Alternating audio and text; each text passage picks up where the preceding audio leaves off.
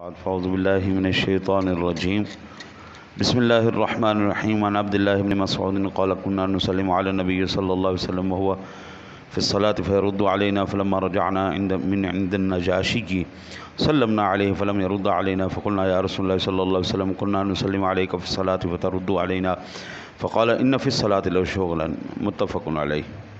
حضرت عبداللہ ابن مسعود فرماتے ہیں کہ ہم نبی اکرم صلی اللہ علیہ وسلم کو جب وہ نماز ادا کر رہے ہوتے تھے ہم سلام کرتے تھے تو آپ ہمارے سلام کا جواب دیتے تھے۔ ہم جب نجاشی کے پاس گئے اور وہاں سے جب واپس لوٹے تو ہم نے نبی اکرم صلی اللہ علیہ وسلم کو سلام کیا، آپ نے ہمارا جواب نہیں دیا۔ ہم نے عرض کیا یا رسول اللہ صلی اللہ علیہ وسلم ہم آپ کو نماز میں سلام کرتے تھے اور آپ جواب دیتے تھے۔ فرمایا کہ نماز میں مشغولیت ہے، یعنی ہجرت حبشہ سے پہلے اور ہجرت مدینہ سے پہلے نماز میں سلام کرنا اور جواب دینا یہ بالکل جائز تھا۔ پھر جب وہ حضرات واپس تشریف لائے اور انہوں نے آ کر دوبارہ سلام کیا تو حضور نے اس کا جواب نہیں دیا۔ ایک تو قرآن پاک کی آیہ مبارکہ ہے سورہ بقرہ کی قوموا للہ قانتین، سورہ بقرہ ہے، تو اس آیہ مبارکہ کے ضمن میں پھر نماز میں کلام انسانی منع کر دیا گیا۔ اب اس کے بعد نہیں، اب یہاں پر یہ بات ہوگی۔ دوسری بات، نجاشی یہ حبشہ کے بادشاہوں کا لقب تھا۔ حبشہ کے بادشاہوں کو، جس طرح مصر کے بادشاہ جو ہیں ان کو فرعون کہا جاتا تھا اور ان کے نام الگ ہوتے تھے۔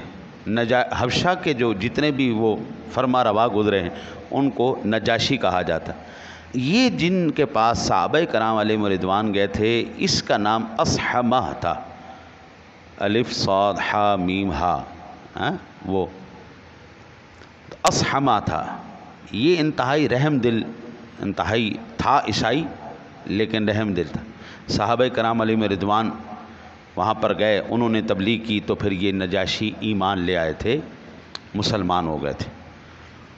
اور حضور سرور دو عالم صلی اللہ علیہ وسلم کی جو زوجہ ہیں ام حبیبہ بنت ابی سفیان، جو ایمان لا کر ہجرت کر گئی تھی حبشہ میں، ٹھیک ہے، مدینے سے پہلے اپنا حبشہ میں ہجرت ہوئی صحابہ کی، صحابہ اور صحابیات وہاں تشریف لے گئے اور یہ لوگ، یہ ذرا نرم دل بادشاہ تھا، اس نے پھر صحابہ کو پناہ دی، غریب صحابہ کرام علیہ رضوان۔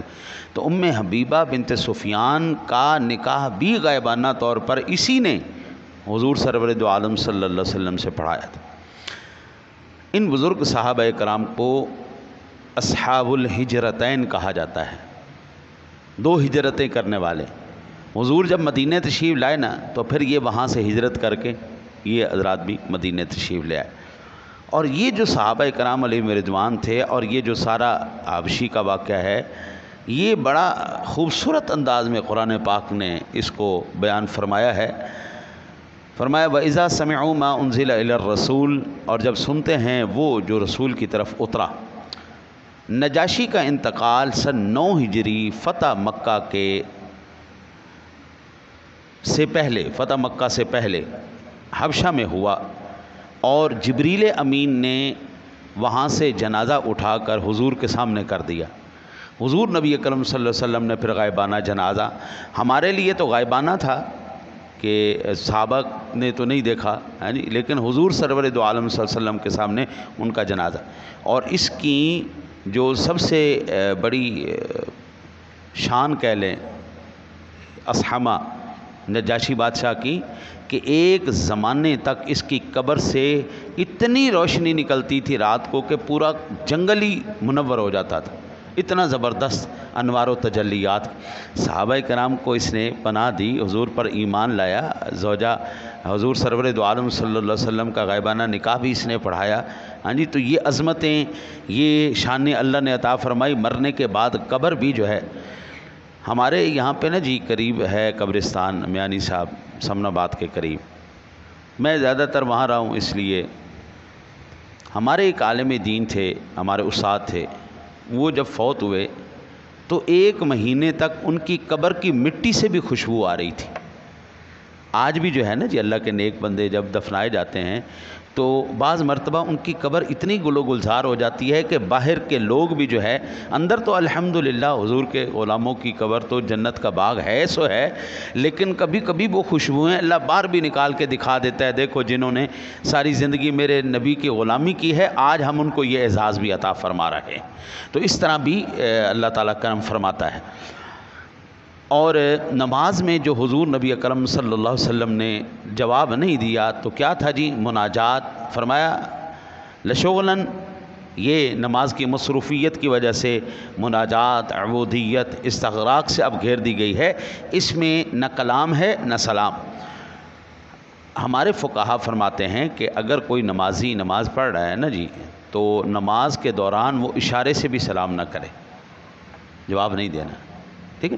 باہر اگر کوئی بندہ نماز سے باہر اگر کوئی ہے اور اگر اس نے جو نماز پڑھ رہا ہے اس نے اس کا جواب دیا تو نماز فاسد ہو جائے گی۔ یہ مفسدات میں سے ایک مفسد کو آپ ذہن میں رکھ لیں، پھر انشاءاللہ جس طرح آگے بڑھتا جائے گا وہ بھی میں آپ کو عرض کرتا چلا جاؤں گا۔ اللہ سے دعا ہے اللہ تعالیٰ آپ کو مجھے عمل کی توفیق نصیب فرمائے۔